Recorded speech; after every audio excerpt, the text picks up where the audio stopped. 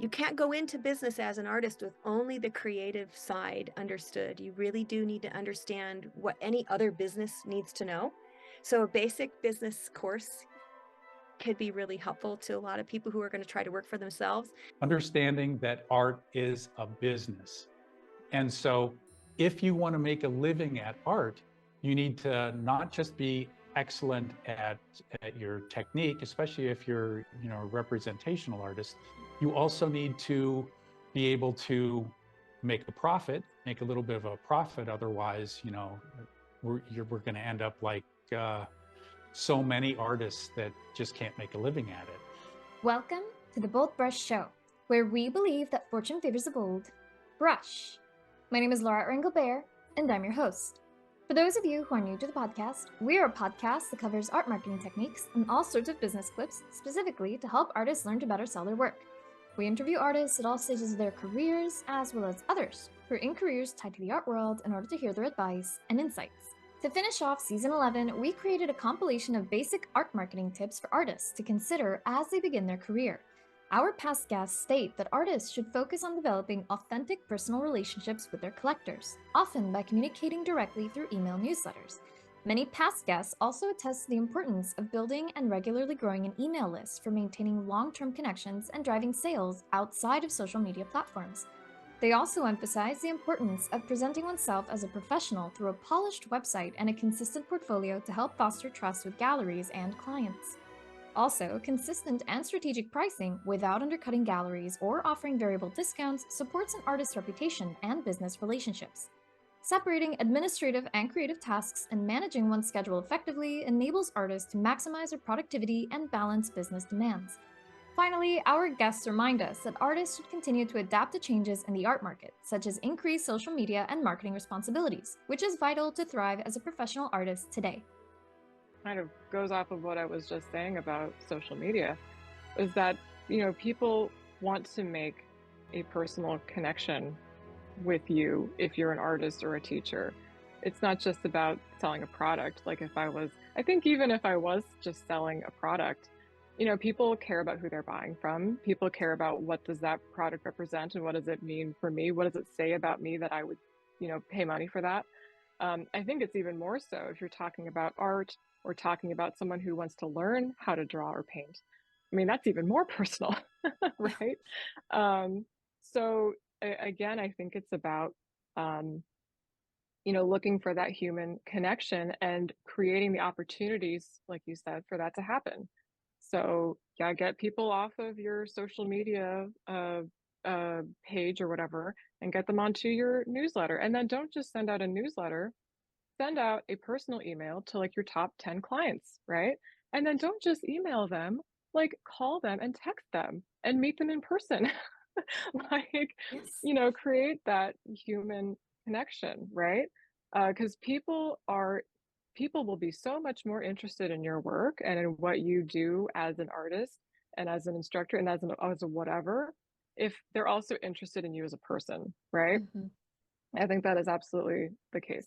And I know for artists, like, look, I get it. I am actually very introverted. You wouldn't maybe guess it from this interview. I've been just like talking so much, but I am actually a very, very introverted person. And my ideal evening is being all alone by myself in my studio, painting until 1 a.m. probably. Yeah, I know. Exactly. Same. I see your face. You're like, yes. Yes. That 100%. is the ideal.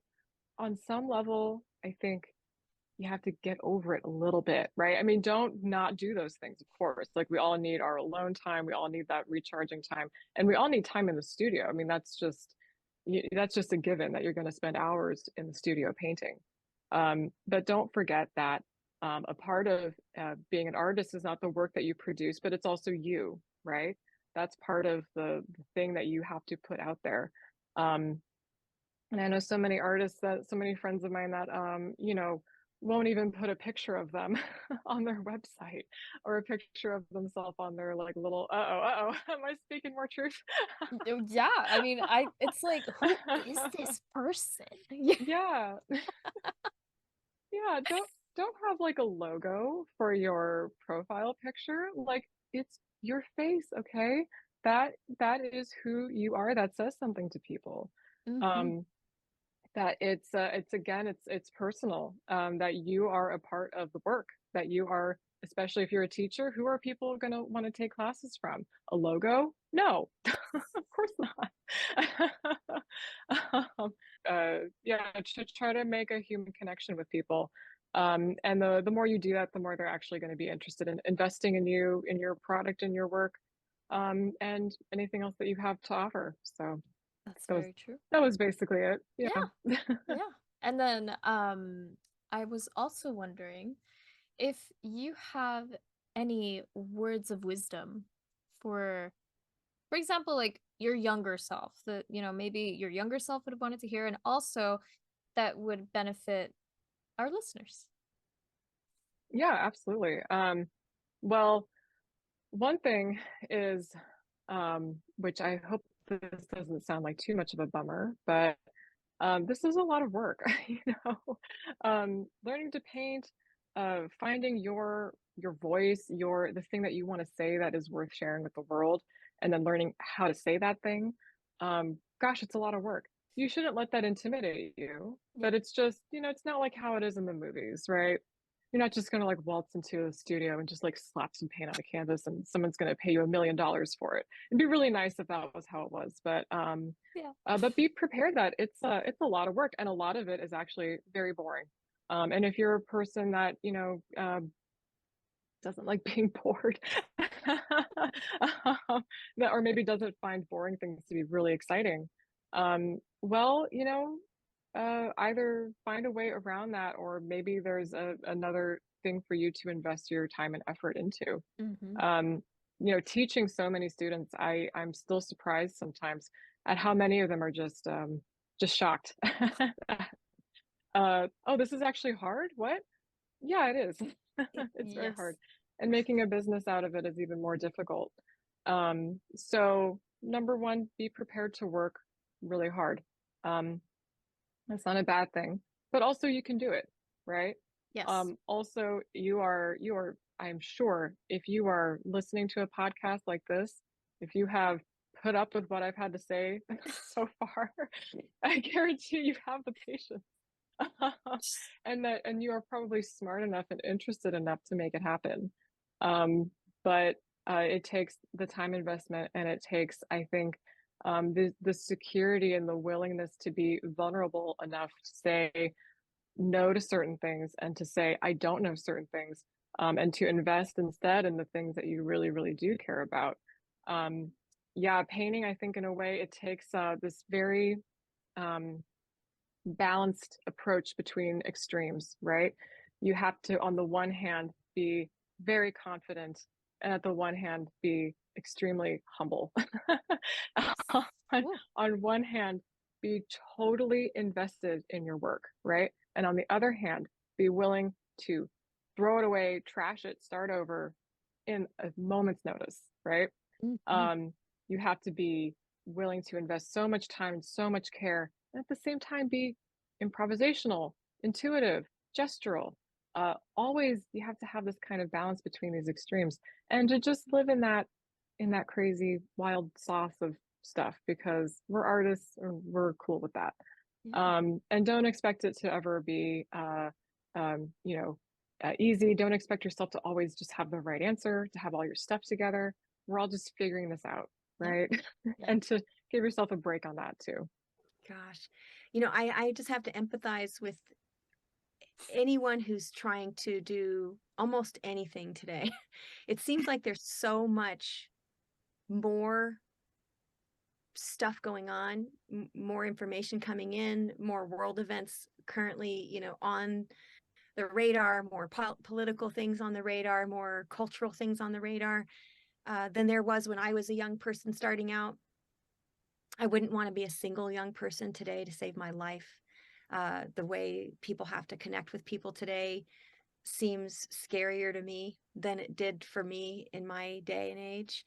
Um, And I actually, unfortunately, I've seen it in the friends of my children who have become, you know, close to me. Some of them even work for me every now and then as models or as personal assistants and things like that.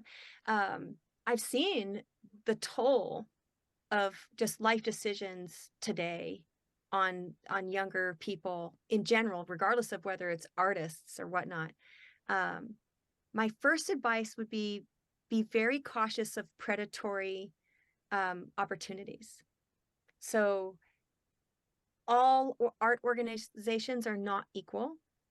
I would stick to as many not-for-profits as you can in terms of where you invest your own money, because they're going to give you back the benefits that come to you at a cheaper rate than a for-profit organization will do. And ask the people who are in your life that are older than you, that have been doing this longer than you, ask them where they've spent their money and where they got the return for it back, right? So many artists I know come to me and ask me to write letters of recommendation to supposed 4-year-long art colleges, and every single one of them has come back just devastated. They have no skill set. They have no job opportunities. They're either working for the school or they are working in administration or retail or something like that afterwards. And now they have hundreds of thousands of dollars in debt. So be super, super cautious about where you spend your money. And you can actually practically be, when I say be cautious, what I mean is do your research. You want to talk to someone who graduated from that school 5 years ago and hear from them that they are making wages in the realm of where they were supposed to be teaching. Not making wages as a bartender in you know, retail store, but actually making wages in that career. And you want to spend your dollar very cautiously. And when you do decide to, say, go to school or take on a mentorship or something like that, do the work you're supposed to do. Show up and be serious and do all the work. Make sure that those things come with either at least a recommendation for what business classes to take, if not already including business classes, because you can't go into business as an artist with only the creative side understood. You really do need to understand what any other business needs to know. So a basic business course could be really helpful to a lot of people who are going to try to work for themselves.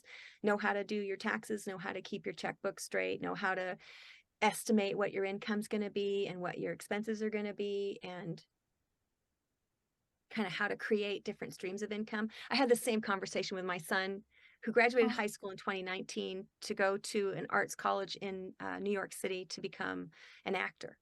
And he put his hands on my shoulders and he said, "Mom, you know how I know I can do it?" And I'm just like this going, "What? How do you know?"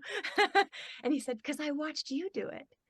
And I said, "Oh, honey, please, please marry someone with health insurance."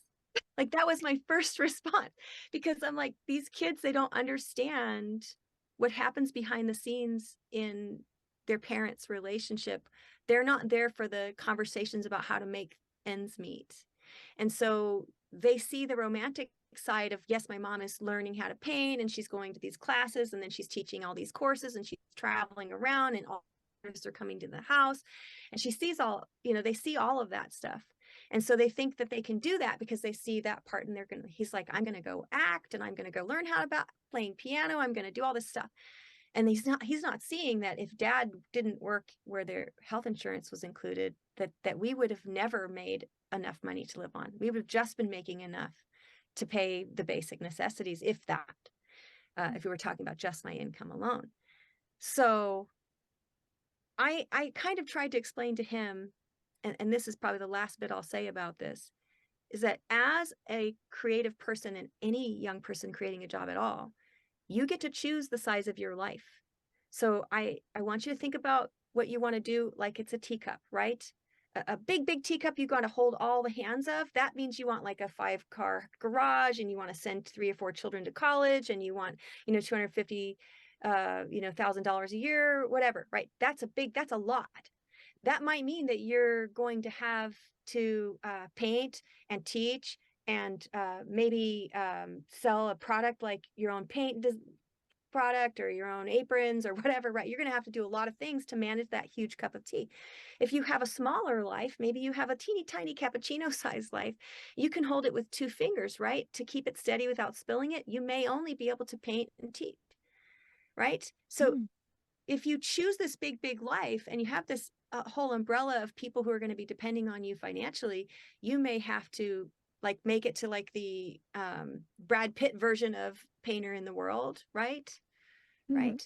Or, but if you have keep your life small, live in a place that you can afford, buy secondhand furniture or whatever, make it all cool and stuff like that. Make your life really small, then you can maybe live a life of a painter and have a good gallerist, maybe 2 if you're super lucky, and paint a lot and maybe just do private lessons on the side or things like that. So it's not just about what you know and what you can do. It's about what you decide. So if you decide you need a lot, you got to have the newest car, you got to wear the Prada sunglasses, you got to have all of that stuff, then you will maybe not be able to do that and only sustain your art career. You may end up having to take a second job on top of the art career, or, you know, there's lots of different ways of figuring it out. But that is a choice. That's not just something that happens. Every artist or every person who wants to be an entrepreneur at all, they end up making that choice, whether they're conscious of it or not. They end up making that choice. And so choose a small life you can manage. If you end up making more and then you add on to that life, that's great. But if you set it yourself up, you know, especially starting out with like hundreds of thousands of student loans, you might really get yourself up underneath. And then what happens is those people stop trying to be artists. And then they go back to school to do something else, or they get married to someone who has the income, you know, and then the years go by and they're sorry they never stayed a painter. And this could be a lot of regret and stress involved with that. It relates to many other professions, especially musicians, you know, but I started little by little. I started selling. When I was telling you I was teaching, I was also selling paintings that I was doing that I don't even want to know where they're at, you know, because sometimes you wish it would disappear. I don't even know where they're at, but at secondhand furniture stores. That's how I started. My paintings would sell for $50, $100 at all. And I remember traveling to Mexico once, and we would go all the time to visit the family. And my son David, who's a man now with his own family, young children, he was like 4 or 5 years old, and we were walking down the main aisle when the airports were all open, you know, where there was no, you know, you can't go past, you know, back then. Probably you were probably his age. So, but anyways, there was a local gallery that used to display paintings on the main corridor as you were going into the gate. And my son pulls at me, says, Mom, there's your painting. And I'm like, what? And I turn around and I look at my painting. I said, why is my painting here? I sold it at the second-hand furniture store for, you know, whatever. And this one was like, I think $500. And I thought, I had jumped like from there to, you know, I remember it was at least double or something. And I was about to leave, and I said, when I come back, I'm going to call and see what this is about. And as soon as I got back, the owner, she says to me, she says, well, we've been selling your paintings very often. I thought it was you that was bringing it. And I said, no, it's not me. But so I remember, because I was selling for $100, that I made a jump to 500, you know, or something like that. But it was big for me way back. It was big. But I have been very careful to sell my paintings and be little by little raising my price, never coming back down. Because I wanted, you know, you think about collectors and you say, well, if they are willing to buy one of my paintings and pay whatever amount, you know, you don't want to know that, oh, well, you know, unfortunately, some artists will say, well, if you buy it at my studio, it'll cost you less or than if you buy it so-and-so, which is so wrong, you know, so wrong in so many levels. So I have been very, very careful through the years that as I moved from little galleries to finally another gallery to another, that whatever you buy at the gallery for whatever it is, you're going to buy it in my studio for whatever the same amount. I've been very careful, which has helped me, I guess, because galleries also get burned about people, because now with social media, any person interested in your work, well, they go Google you and then they can find you. What I usually do is I ask people, if that happens to me, where did you hear from me? Of course, you never know if they're going to tell you the truth or not. They could say, well, I went to this gallery and I heard about you and I Googled you. But what I've done is when they mention a gallery or another one, I always call the gallery and I tell them, listen, I don't know if you know this person, but this person has contacted me. And if I do sell, you will get your. But anyways, so what I've been very, very, very careful. And when I started selling, it was hard to let go some of the paintings. It really was. Now I find it as an honor that anybody would consider, to add their painting to their collection. But I have been very careful. I have been rejected many times, and that is fine. I just recently, because I still have my old studio in my house before I built this studio, there's still a lot of stuff I haven't moved over, and I came across a letter from a gallery which I had submitted my work, and the gallery wrote me a letter, a very nice letter that said, we just don't feel we are a fit for you now, and that was, it was very hard because you're an artist. We put our hearts in our sleeves. Thankfully, we're not like performers, at least, that we have to sing there in live. At least we can paint, then go take it over and then take rejection kind of, in private or what. But it's very sensitive. But I found this letter, and I found a letter of that same gallery inviting me. Okay. Now, I was so happy that I must say, with years difference, said, the gallery was right. I wasn't probably ready for that.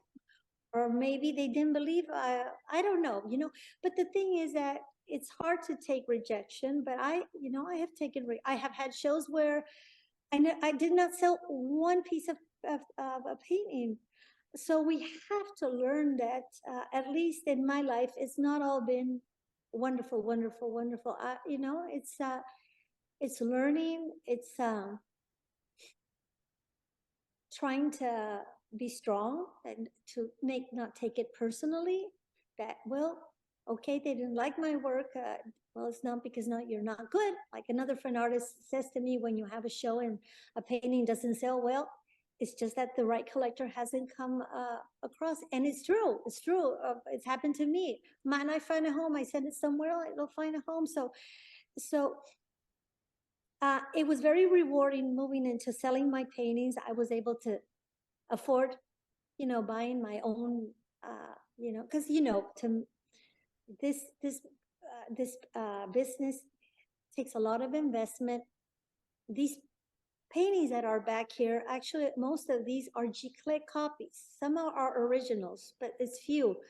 And there's more somewhere there. And the only reason I have those here, they don't have the beautiful frames that I usually, I had very simple frames, but we know that frames are expensive and all of that. So you have to put money to make more, but it's been very rewarding. Sometimes it's been hard. It hasn't been easy. I still remember somebody told me once, how did you get into the Santa Fe market? Which was a very hard market to get into. It was many years ago. And back then, I remember doing this, and I made CDs. There wasn't social media or here's my website. It was really just started. I made these CDs with music, and it had like a show of my paintings. And at the end, it would stop and say, looking for representation and my name and, my phone number. And then I put them in one of those old, covers. And I literally went through all Canyon Road and dropped them off. And one gallery called me. And that put my foot on Canyon Road. And I will still remember, I will still remember that. But it's a hard, it's not an easy road, but it is rewarding, road. And these are the kind of things a lot of people come and ask me about, and I try to be as honest and help them. And why not? If people have been so gracious to share with me the way they did it, or be it technically, or some experience about this business of being an artist, and I'm very happy when I have time to be able to talk to them and give them my advice. And now I must say that I've been very fortunate that I have never submitted to a show. I have always been invited, for which I'm very grateful. I have been invited to so many other art shows, which I wish I could say yes. And you work so hard. I would like to be in this show. This would be amazing. And then it comes to a point where, yeah, you are invited, but can you do it? Can you really paint that many paintings in such, and it has been very hard to call people or write them and say, I'm sorry, I can't do it as much as I want. And you hope that you're not burning bridges, but it's the honest truth. Just like galleries, I'm waiting for you to present something new, but I don't know if I'm getting slower as I'm getting older in age, or what it is, or I made more complex paintings, but I don't paint that quick. I paint every day, long day, 10, 12 hours. Not 10, no, maybe up to 10 hours. But I don't paint that quick. So it's hard to say no, but you have to, otherwise you're sacrificing, in my experience, you're sacrificing quality. And I just recently had to ask one of these major shows if I could sit out for this year, because I have so many commissions that I have that have been requested from me. And I said yes, and I need to deliver these. So they were very nice, and they said, yeah. So I hope you don't just not show up anymore. I said, no, I just really need 1 year. Mm-hmm. But it's, but getting back to the business thing, I always tell my students, be very careful that if you are going to go up on your prices, that you be very careful and you do not come back, because collector's world is very small, galleries world is very small, and you have to be very professional about this so that people have credibility in your work, and so I have been that way. And there is a time to just to reflect and to enjoy something, to learn something, to read books, to watch movies, to have long walks, listening to music. And there is a time when we have to perform. So when we need to perform, I just try to turn into performance mode, which means I just, I try to separate tasks. I cannot tell that it should work for everyone, because I was concerned about it, and I was just searching about different schedules and different time management systems, and there are so many coming from billionaires, CEOs of huge corporations, and different people. I was overwhelmed and confused, because like some people are sleeping for 4 minutes a day, some other people are, I don't know, so they claim to do so many things, but in my opinion, it's so difficult to keep it going, to be honest. Pablo Picasso, he used to have very peculiar schedule, for example. Like he used to wake up quite late. He was just walking around, drinking coffee, meeting with friends until like late afternoon. Slowly, he will get into studio mode, and he could work until 2 or 3 a.m. in the night, and after go to sleep until 11. So you see, like totally opposite from other people, for example. So, and when I learned about it, I realized that there is no just one approach, the same as with painting or with art. Everyone should find their own, the most resonating and most suitable way of dealing with things. So for me, I start my mornings after, normal morning routine, workouts and breakfast and so on. I just start with business stuff.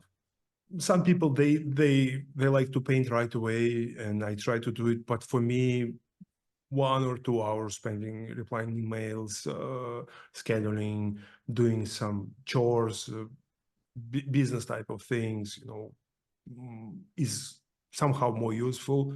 And yeah, like I feel more creative towards the evenings. So for me, the real action begins, I think, between 3 p.m. to 9 p.m. when I really paint very effectively, and then when I enjoy it, and surprisingly less distractions. So yeah, it's how, and also I teach in between. I can teach afternoons or evening time, because most of my students, online students, they are from United States or Canada. So you see like this also differences in time zones. Yeah, so yeah, like that. But I always try to just to separate my time. So when I'm in painting mode, I don't check emails. I don't like to answer the phone. So yeah, generally speaking, I could say the least thing I do is answering my phone or messages, because they can distract you. Right. So I put my headphones on. I listen to books, to music, to white noise sometimes, and I paint. And after, I read or spend time with family or watching movies or playing even video games when I have time. Business things are in the mornings. But I don't think it will work for everyone. Maybe some people will benefit from just painting straight away out of the bed. Maybe it's also good because your mind is very clear and there are no things, no information coming. But yeah, so I haven't, okay, just put it straight. I haven't found perfect way of managing my time. I just do things. And that, yeah. And there are few applications, few apps which can help, like booking for Zoom calls. I use application called Miro to create some sort of plans and time mapping what is happening with my projects, what is in preparation stage, pre-production, production, post-production, what paintings I should ship, things I should varnish, photo shoots, like, so I'm keeping some sort of boards with the tasks as well, but not much. I'm not a nerd in this aspect. just couple of tools to help. Yeah. No, but that's awesome. And I love that you bring up the point of, everyone has their own rhythm, right? Because Yes. there are some people, I don't know how they do it. Like I have a best friend, she's a teacher. She naturally wakes up at 6 in the morning. I can't do that. I will Yeah, never in my totally life understand. naturally wake up at 6. Unless I go to sleep really, really early, but my brain is usually too wired to even try to go to sleep early. Yeah. So I think I would resonate more with like how you do it. And actually that aligns with how I schedule my day too. I like to get rid of all the business stuff first, so I don't have it, banging around in my head, because then if I have it banging around in my head, it's going to distract me from painting. But yeah, it's good to, to remind people to be aware of, okay, when are your natural energy levels happening? And then not just, daily, but also weekly. Maybe there's like a day of the week where you really need maybe like a bit of a longer break, or it's a good moment to plan, like take that day just to plan ahead of what you're going to do. Because that's the other part that you pointed out. This is really challenging. And that is you got to varnish this painting now, and then you also have Yes. to do this, and then you also have to do that, and then there's Yes. so many things to keep track of. Or like, oh, I have to send this painting to get framed in time so that I can send it Yes. to this Yes. person. And Yes. oh, there's so much to do when you're, an artist, because Yeah. Yeah. you are Absolutely. literally a one-man band Yes. trying to Yes. do Yes. everything. Yes. Yes. So it's good to And also point out, using apps and trying to find mhm, whatever works for mhm, you. I mhm, personally I love analog. I will write. mhm, mhm, Will write mhm. everything. I have like a paper calendar. And I find that works for me. But yeah, it's good to remember that, like, how do I personally work? And again, Yep. the Yep. Yep. self-reflection side comes in, Yeah. I believe there is no point, mm, to bend yourself and to amend your natural rhythm, as you say. We need to be good managers for ourselves, to find sweet spots, to motivate ourselves, because we're fragile artists. You see. Yep. And also about time management, there is for oil painters, everyone knows who paints, the time it can be your ally or can work against you. So you need to learn how things are going to dry when you work, especially when you work on the big pieces or multiple pieces at once. It's not just to have time to paint and to force yourself into painting. You need to know what will dry and when you should paint this for this area to be dry thoroughly, so you can start the new layer, and so on and so on and so on. So sometimes I even keep track on to put imprimatur here or to put second layer there, because I know I will need to put the third layer at that point to be able to varnish it finally. So very often I just track back from shipping day to varnishing day, and from varnishing day to the day of signature, because you need time for painting to dry thoroughly. But in between also there are layers, there are things you need to know, because like if things are not dry, all you have to do is to wait. Regardless of how many nights you are going to spend on this painting, So can be true. just not ready to continue. If you've been enjoying the podcast and also want to be able to ask our guests live questions, then you might want to join our monthly BoldBrush Live webinars, where our guest artists discuss marketing tips, share inspiring stories, and answer your burning questions in real time. Whether you're a seasoned painter or just starting your creative journey, this is your chance to connect, learn, and spark new ideas. And whether you're stuck on a canvas or building your creative business, this is where breakthroughs happen. Don't miss out. Ignite your passion and transform your art practice by joining us. Our next BoldBrush Live webinar is coming up on the 9th of October with our special guests, Scott Burdick and Susan Lyon. You can find the sign-up link in the show notes. At BoldBrush, we inspire artists to inspire the world, because creating art creates magic, and the world is currently in desperate need of magic. BoldBrush provides artists with free art marketing, creativity, and business ideas and information. This show is an example. We also offer written resources, articles, and a free monthly art contest open to all visual artists.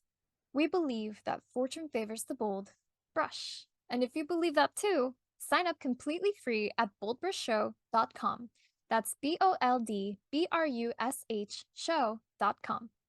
The BoldBrush Show is sponsored by FASO. Now more than ever, it's crucial to have a website when you're an artist, especially if you want to be a professional in your career. Thankfully, with our special link, faso.com/podcast, you can make that come true and also get over 50% off your first year on your artist website. Yes, that's basically the price of 12 lattes in 1 year, which I think is a really great deal, considering that you get sleek and beautiful website templates that are also mobile friendly, e-commerce, print on demand in certain countries, as well as access to our marketing center that has our brand new art marketing calendar. And the art marketing calendar is something that you won't get with our competitor. The art marketing calendar gives you day-by-day, step-by-step guides on what you should be doing today, right now, in order to get your artwork out there and seen by the right eyes so that you can make more sales this year. So if you want to change your life and actually meet your sales goal this year, then start now by going to our special link, faso.com/podcast. That's FASO.com/podcast. The other thing that illustration gave me, and being an illustrator, is understanding, and people are going to roast me for this, understanding that art is a business. And so if you want to make a living at art, you need to not just be excellent at your technique, especially if you're, a representational artist. You also need to be able to understand that there are deadlines, especially if you're in galleries or in shows. You need to be able to get things done on time. You need to make a little bit of a profit. Otherwise, we're going to end up like so many artists that just can't make a living at it. And understanding, the other big thing, the big difference between illustration and fine art is that with fine art, it really is centered on, it's a relationship-based way of living. With illustration, you have, your commercial clients come to you. With fine art, you need to have collectors in your life who value your work. And in order to do that, they're going to follow you because they like your work. But so many collectors really like to know the artists that they're collecting. And this is true in all business. People do business with people that they like. And so having that email list is so important. Having social media is important. Advertising can be important, but picking up the phone and calling people who have bought your work and staying in touch with them, so important. And something that I'm trying to get better at because I'm a big introvert, but luckily I have learned that one-on-one, I'm really good, but talking to big crowds of people or going to shows where there's a big crowd, that's a little more daunting for me. That's understandable. Yeah. I completely relate to that. It is definitely a lot easier to, have your focus on one person. I also get very overwhelmed in large groups. But yeah, those are excellent points.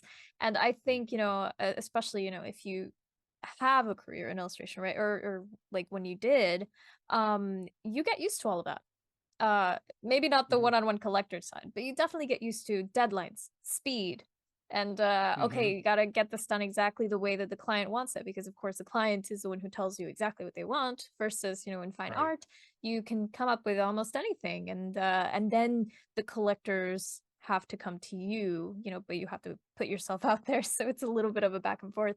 So it's a little different. Yeah, most definitely.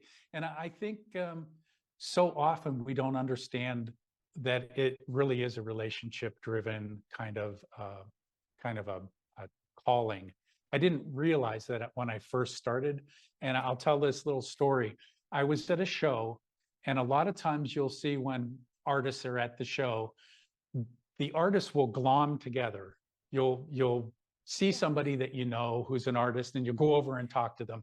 And there's all these collectors that are there, or people that you don't know yet.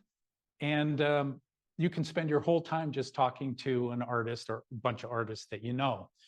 And I had someone come up and insert themselves into a conversation that I was having with another artist. And they didn't know who I was. And when they found out, they said, "Oh, are you in the show?" And I said, "Yeah, absolutely." And they said, "Well, where's your art?" And it was a show that had many different rooms of art. And I said, "Oh, it's over in this room over here." And went on to talking to the person that I was talking with.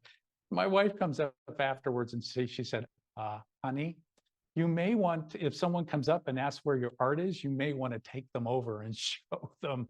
So I never made that mistake again. But it's just one of those things that's not innate unless you realize that you're building relationships. And it's nice to talk to the people that you know, but it's much better to go up and talk to someone maybe who's looking at your art or someone else, and find out what their tastes are in art, and start that conversation, where they're from. Do they have any artwork? Is it prints? Is it originals? What do they look for in a painting? I just find that if you start talking to people about what their likes are, the conversation is so easy. I mean, people love talking about themselves. And so You just go down that road, ask them a question, and you can just nod for 10 minutes, or a lot of times you'll find you have a lot in common. I have made such good friends doing that. And to this day, not just people who buy my art, but people who you just you genuinely like. So it's a great experience if you look at it as this person has something to offer me. I don't know them, but I know we have things in common. We just have to figure out what they are. One thing I did, I'm trying to remember when I did it. I don't remember, but I had started trying to sell, and I realized quickly that I wasn't very good at selling art because as an artist, we're taught, you're taught how to paint. You love what you do. You paint what you love.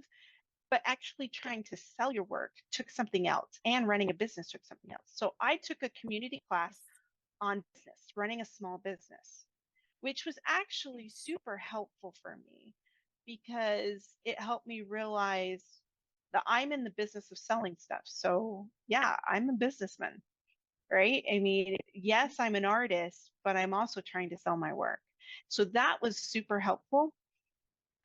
The other thing is just I kept trying to practice at it. When I go to shows, I go up and talk to people.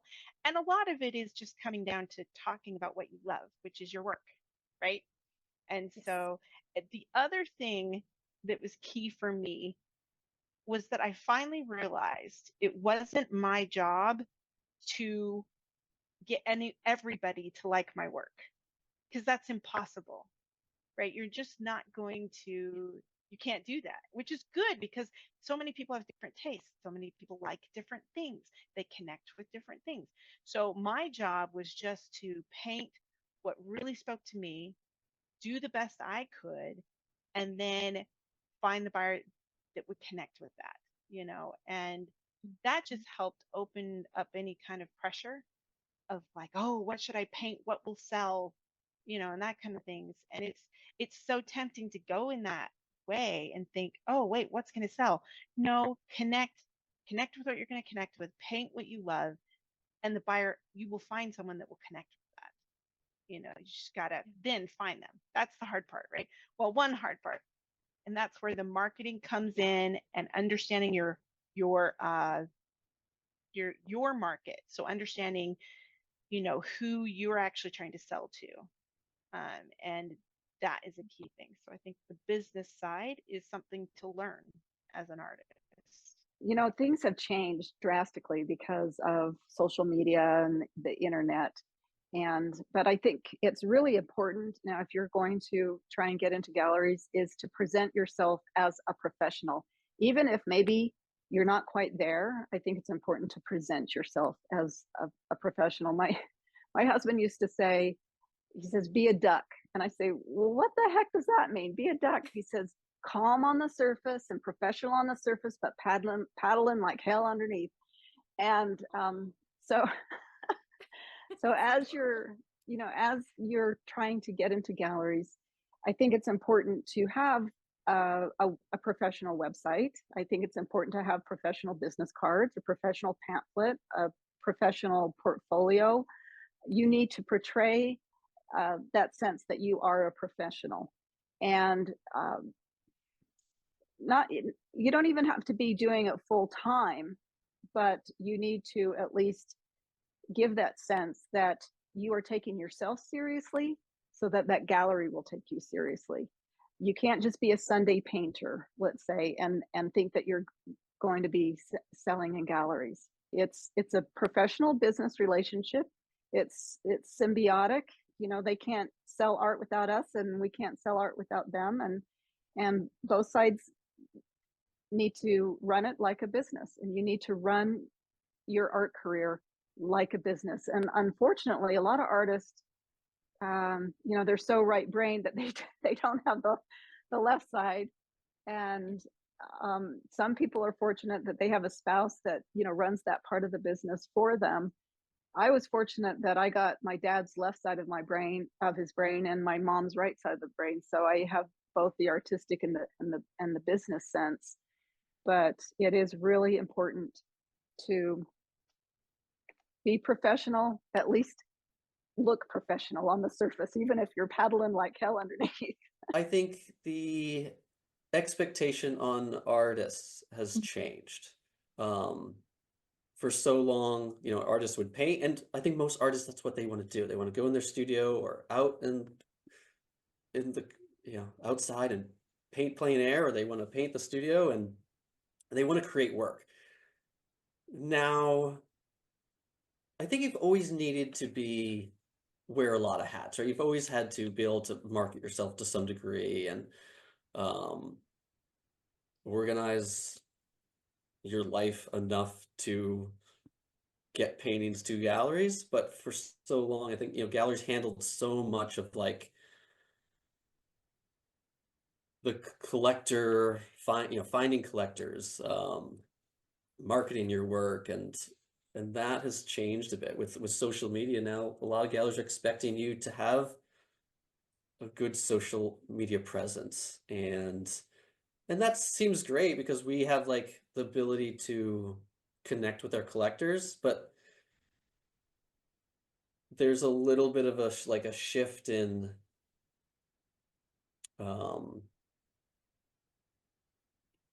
what an artist is expected to the amount of time we're expected to put in, you know, like, yeah, you could spend, you know, how many hours you could spend a day building social media or doing reels or TikToks or, you know, whatever, and that's basically just taken away from painting time. And I think I don't know what the balance is yet, honestly. I'm kind of in this, I'm not sure like how to balance how much social media presence do you have, how much value does it actually have, and just creating paintings and having galleries do what they do best and sell, you know, and selling. And it also runs into like a little bit of a confusing world of like, you know, for so long galleries built client bases, and now artists are also sort of building client bases. So now who gets the rights to art sales? Or what is the split on that? Should artists start getting finder fees the way that gallery to gallery would work? Potentially. How that works would probably depend on from gallery to gallery and artist to artist. And I think that's something like working with galleries, you need to really make sure that you're on the same page and moving forward in the changing world, because it's not what it was 20, 30, 40, 50 years ago. You know, it's changing. I'm finding clients through Instagram in a sense, and they're finding clients in their ways, and but that's taken away from painting time, and that's navigating that is hard, I think, or for me it is, and I think it seems to be. You know, I see so often that artists, you know, all of a sudden go kind of AWOL on social media, like, oh, where have they been? And I do it all the time. I haven't, you know, I'll like forget to post for days or months, and that's a terrible platform for building a thriving social media, right? It's a bad business model. So but we get burnt out, or I do. I get a little burnt out with it. Totally. Yeah. Because I'm already trying to be creative enough, I think. Like I'm trying to create this art and then also be creative social media creator is like, it's still creative brain power that you have to be using. I got my FASO website in early 2010. And the reason why I did was, honestly, because of the Fine Art Views newsletter, which had been going for quite a while. It was delivered into my email box. I think it was every day. For years and years, it was every day. And mostly it was useful stuff to artists, but every now and then, the useful stuff for the artist was discussing how to have a website, how to build a website, what sort of website you need to have, what's useful on a website, all this stuff. And they were general information, which was useful, but it also was Fine Art Studio Online saying, this is, this is how we do our websites, and this is why we think it's important for artists. And it totally worked. And so I bought the product from the newsletter. And so I got my website early 2010 and almost immediately started a newsletter with 11 people, which was my brother, my sister, my mother, my father, and about 5 or 6 other people. And I was not super regular in sending it at the beginning, but I would, when somebody said, "Oh, I like your work. How do I find out more?" I'd be like, "I have a newsletter. I send it out. Do you want to go on my list?" So I added people gradually over time. So I started with 11. But then I reached out to people that I had sort of like a any sort of relationship with, where I thought they might be interested in the fact that I'm now painting. So I invited them to join my list, and then I probably had 50 or 60 people. Over the years, I found different ways to draw people to my website and to sign up for the newsletter. And I see that as the most important tool, honestly, in my artist business outside of working with galleries. Having the website, having the newsletter, that is the biggest tool that I have that drives people to come see what I'm doing, and some of them buy paintings. You'd mentioned social media, and the problem with social media is what we put on social media, we don't own that. We don't own the connections that we make through social media. I left Twitter. I'm not going to call it X. I left Twitter a few months ago. And one of the things I miss the most is, there's this one British artist who I only ever found her posting her stuff on Twitter. And, when I went to her website, at the time when I was leaving, there was nothing on her website. I was like, oh man, how am I going to figure out, what she's painting? Because I just love her work so much. Since then, I've gone back to her website, and she does have stuff on her website now, which is great. But, she was putting her stuff on Twitter. And if I wasn't on Twitter, I didn't see her stuff. And none of us want to be in that situation where people can't find us. But our website, we own our website. We own what we put on it. We're responsible for what's on there. We control what's on there. We control what people see. If somebody comes to our website, they don't have to go through an algorithm of, what's popular. They're going to see what I, as the artist, put on my website, because that's what I want them to see. So that's why I'm focused on the newsletter. And even when I post I haven't never sold much on social media. I don't know why. It just never seemed to work for me. So rather than try and chase those sales, I would just post stuff and say, hey, this is my painting. If you want to learn more, go to my website. There's a newsletter sign up page, a thing on the bottom of every page of my website. And occasionally on social media, I say, hey, if you like this stuff, I have a newsletter, sign up. I do that like every few months. And so, that helped guide people there. I did some activities to help expand my list. Let's see. So in 2012, I decided to do a daily painting experiment, and my kids were still kind of little, so I couldn't do it for like years on end. So I said, okay, 2 months before Christmas, I'm going to do 60 paintings in 60 days, and I'm going to charge $60 for them. And so I ran an ad in the local paper, and I probably put it on social media that I was doing this. But the only way to find out about the painting was to be on my newsletter list, because I emailed out the pictures. I'd do my painting, and I'd email it out through my newsletter every day. And if it didn't sell the first day, the price would go up. Like it went up to my normal price. So I don't remember the numbers because it was a long time ago, but I had a huge growth in my newsletter list from that, because people would tell their friends, oh my God, I just bought this painting for $60. And, this is how you find out, sign up for her newsletter. And that worked. I did that for 3 years, 3 or 4 anyways. And it was very successful. I also went to a local trade show and put up a little booth with some of my paintings and some note cards. And I had a draw for a painting. And anybody that wanted to, the entry form said, sign up for my emails and get a chance to win this painting. So they would write their email address on the little paper.